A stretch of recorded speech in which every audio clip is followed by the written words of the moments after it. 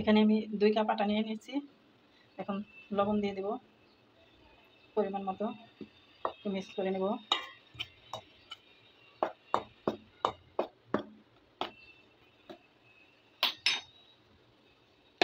এখন দেব তেল, 3 টেবিল চামচ পরিমাণ তেল দেব।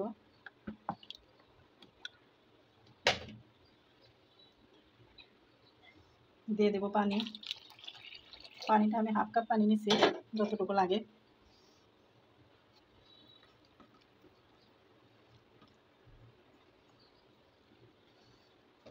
এখন অল্প অল্প পানি দেয়া আটার ডো বানিয়ে নিব। এখানে আমার ডো তৈরি করা হয়ে গেছে। এখন এটাকে আমি 3 ভাগ করে নেব কেটে কেটে।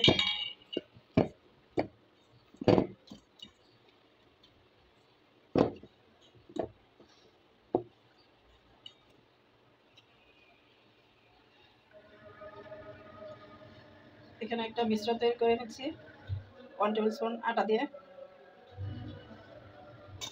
এখন দেব সামান্য পানি।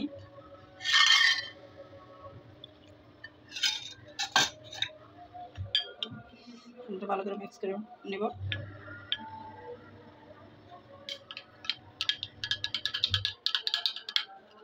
কিন্তু মিশ্রণটি তৈরি করা হয়ে গেছে। আমি এখন এখানে রুটি তৈরি করে নেব।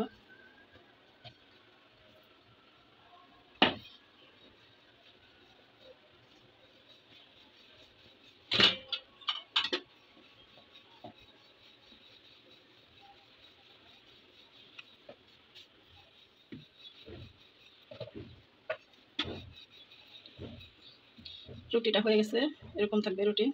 এত মোটাও করা যাবে না, বেশি পাতলাও করা যাবে না। আমি একটা কুকি কাটা নিয়ে নিয়েছি, এটা যে কোনো বোতলের মুখা দিয়েও করা যেতে পারে।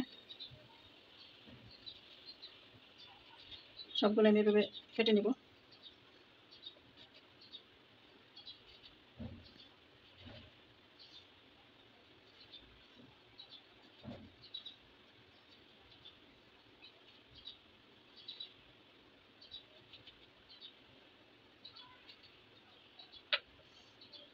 এখন আমি আনলেস ভিতর উঠাই নিচ্ছি।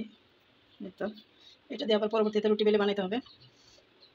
সবগুলো এরকম হয়ে গেছে। আমি এখন এই যে এই মিশ্রণটা এভাবে লাগাই দিব। লাগাই প্রত্যেকটা একটার উপর আরেকটা দিব, আবার লাগিয়ে নেব।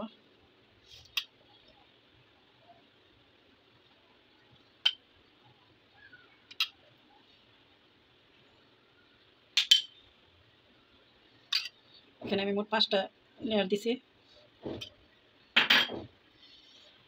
এখন একটা কাঠি দিয়ে এইভাবে ই করে নিতে হবে, চাপ দিয়ে দিলে হয়ে গেছে। সবগুলো আমি এইভাবে বানাই।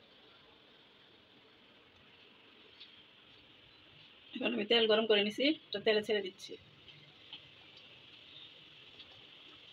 প্রথমে কমাই কমাই দিতে হবে।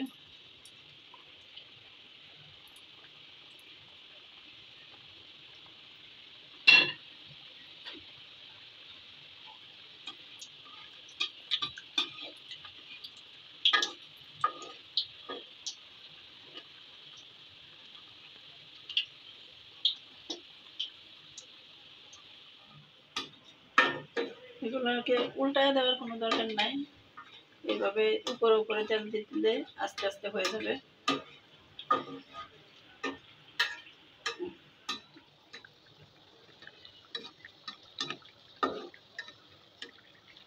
তো হয়ে গেছে, এখন আমি তুলে নেব সবগুলা।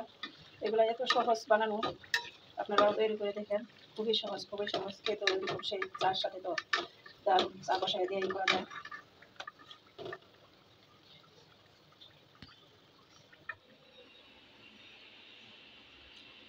খুব সহজেই তৈরি করতে পারেন। এই নিমকি রেসিপিটা অনেক মজার, চা বসায় দিয়ে তৈরি করা যায়। যেমন মজা তেমন সহজও। রেসিপিটা কেমন হয়েছে বলবেন, আর একটা লাইক ও শেয়ার দিয়ে দিবেন, আর বেল বাটনটা অন করে রাখবেন। নতুন কোনো রেসিপি আপলোড হওয়ার সাথে সাথে নোটিফিকেশন পৌঁছে যাবে সবার আগে আপনার কাছে। ইনশাল্লাহ আবার নতুন কোনো রেসিপি নিয়ে দেখা হবে।